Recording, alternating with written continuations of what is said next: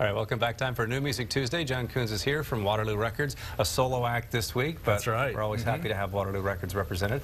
The Red, White, and Blue from Mr. Cooter is first up. That's right. One of my all-time favorite singer, songwriter, guitarist, musicologist, Ry Cooder, is getting very topical these days.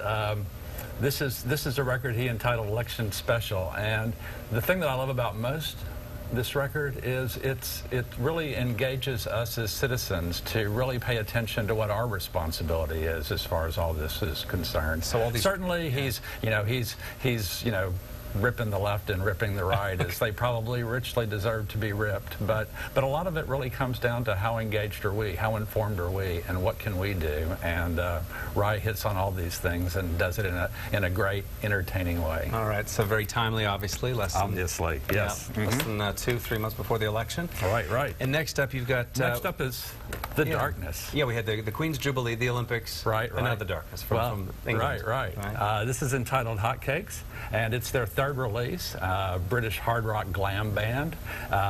These guys haven't had a release now in 7 years. The two brothers, Justin and Dan Hawkins, kind of split up over one of theirs. Horrible drug use, and that's all been worked out. You know, it's funny, they said as brothers they thought they were never going to get back together again, and everybody knew, oh come on, brothers always get back together, and they've done it in a big way. First release in 7 years. Outstanding. And next up, domestic material, right? Next up, Trey Songz. Yeah. This is Chapter 5, obviously his 5th release, and Trey, his last record went multi-platinum. I mean, just an incredible hip-hop R&B superstar. Went triple or double platinum, I believe, with the song he had with Nicki Minaj. And he's got a lot of guest artists on this one as well, including Rick Ross, T.I., Lil Wayne, Young Jeezy, Diddy, and none other than Ahmet Ertegun, the founder of Atlantic Records, when he signed Trey Songz, said, you know, in the 60-year history of Atlantic Records, I don't know that there's been a young R&B singer as important as Trey Songz. All right, worth picking up, likely.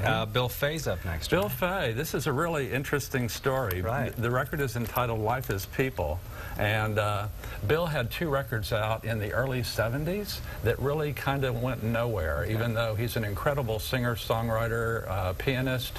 In fact, he was compared a lot to a lot of the other British singer-songwriters at the time that went on to great fame, like David Bowie, of course, John Lennon, Ray Davies of the Kinks, and after 40 years, Jeff Tweedy of Wilco really kind of came across all this and has gotten him to put out his 3rd release. It only took 40 years. It kind of reminds me of a local story. The same thing happened with Austin's own Don Walser.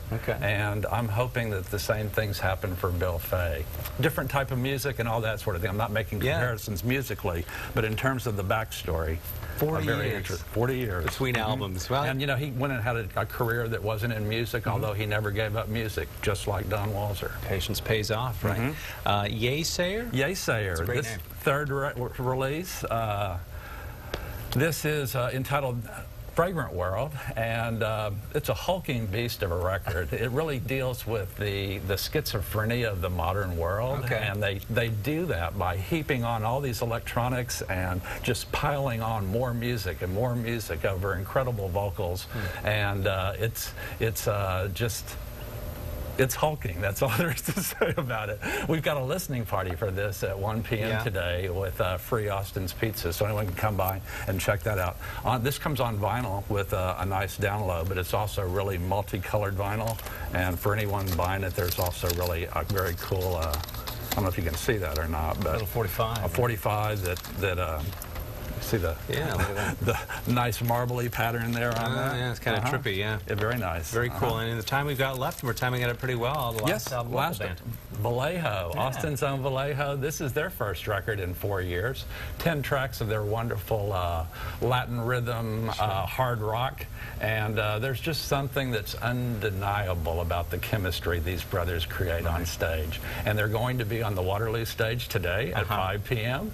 And then they'll be playing the Bat Fest this Saturday. And then a week from Saturday, the 1st of, they'll be at Antone's for the official CD release of Brothers Brew. I love it. All right, outstanding. John Coons from Waterloo Records. Always a pleasure. Thank you very, very much. Just fill our minds with wisdom and music. I love it. We'll see you next week.